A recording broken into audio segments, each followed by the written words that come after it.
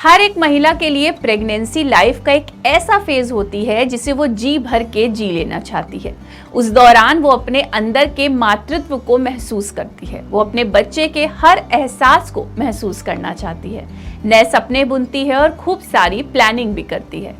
पर कहीं ना कहीं आज की बदलती लाइफस्टाइल की वजह से ये प्रेगनेंसी के 9 महीने किसी किसी के लिए इतने अच्छे नहीं होते। कुछ महिलाओं को गर्भावस्था के दौरान कई कॉम्प्लिकेशंस और मुश्किलों से भी गुजरना पड़ता है। नमस्कार, मैं हूं सौम्या शुक्ला और आज हम बात करने वाले हैं लो लाइंग प्लेसेंटा यानी प्लेसेंटा प्रीविया के बारे में। क्या है लो लाइंग प्लेसेंटा, क्या क्या दिक्कतें होती हैं इससे और प्रेगनेंसी के लिए ये क्यों सेफ नहीं है, आइए जानते हैं डॉक्टर प्रीति कुमार से। कि लो लाइंग प्लेसेंटा क्या होता है, तो ये जानना ज़रूरी है कि जब एक बच्चा गर्भ में बढ़ता है तो उसकी सप्लाई प्लेसेंटा से होती है। और प्लेसेंटा जो नॉर्मली बनता है वो 3 महीने 3.5 महीने के बाद बनना प्रॉपर फॉर्म में आ जाता है। और इसकी पोजीशन जानना बहुत ज़रूरी होती है। जब ये यूट्रस के 2 पार्ट होते हैं, एक अपर सेगमेंट होता है, एक लोअर सेगमेंट होता है। लोअर सेगमेंट में जब प्लेसेंटा इम्प्लांट होता है तो उसको हम लो लाइंग प्लेसेंटा बोलते हैं।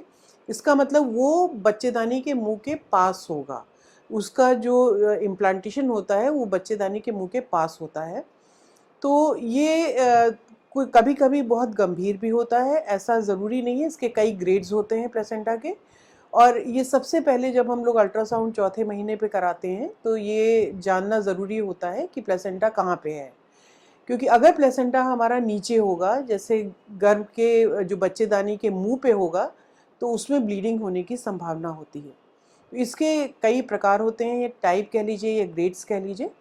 प्लेसेंटा अगर बच्चेदानी के मुंह को जस्ट टच कर रहा है तो वो उतना खतरनाक नहीं होता है। अगर प्लेसेंटा मुंह को पार्शियली कवर कर रहा है या थोड़ा कवर कर रहा है तो उसमें पेशेंट को दिक्कत हो सकती है।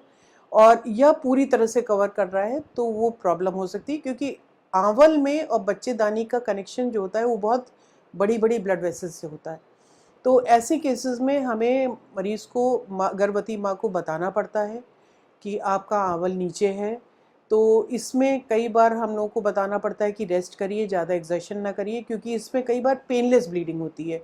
कई बार ब्लीडिंग हो जाती है, एकदम से बहुत तेज़ गश आ जाता है और उसमें बच्चे को भी खतरा हो सकता है और इमीडिएटली फिर हम लोगों को उसको बच्चे को निकालना पड़ता है और माँ को बचाना पड़ता है।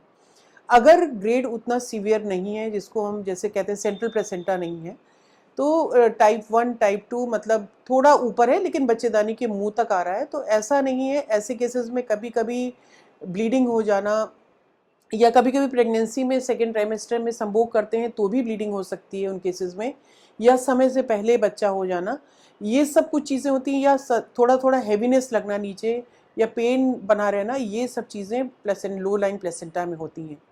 कारण क्यों है ये कह नहीं सकते किसमें लो लाइंग प्लेसेंटा होगा, क्योंकि फर्टिलाइजेशन फैलोपियन ट्यूब में होता है, उसके बाद बच्चा खिसक के बच्चेदानी में आता है।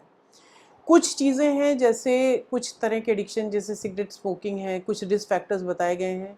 एल्डरली अगर मदर्स हैं उनमें लो लाइंग प्लेसेंटा हो सकता है, या जिनमें आईवीएफ हुआ हो, जिसमें कृत्रिम विधि से प्रेगनेंसी हुई हो, उनमें लो लाइंग प्लेसेंटा हो सकता है। और जो सबसे बड़ा कारण है, जैसे बार बार लोग सफाई कराते हैं, एमटीपी कराते हैं, उनका भी एक ये बहुत बड़ी समस्या है कि लो लाइंग प्लेसेंटा हो सकता है।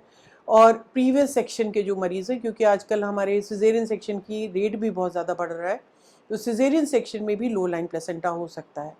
तो ये सब जानकारी हर गर्भवती एक तो डॉक्टर्स को भी पता होती है, और जब ये जानकारी मिलती है तो हम लोग हर प्रेग्नेंट मदर को उसके लिए सचेत करते हैं कि आपको क्या क्या सावधानी बरतनी पड़ेगी इन केसेस में।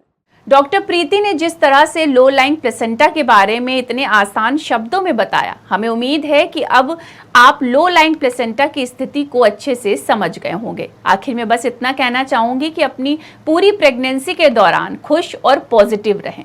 लो प्लेसेंटा की वजह से तनाव ना लें, या आपके और बच्चे के लिए नुकसानदायक हो सकता है। बस डॉक्टर के दिए हुए इंस्ट्रक्शंस को स्ट्रिक्टली फॉलो करें। फिलहाल के लिए इतना ही। नमस्कार।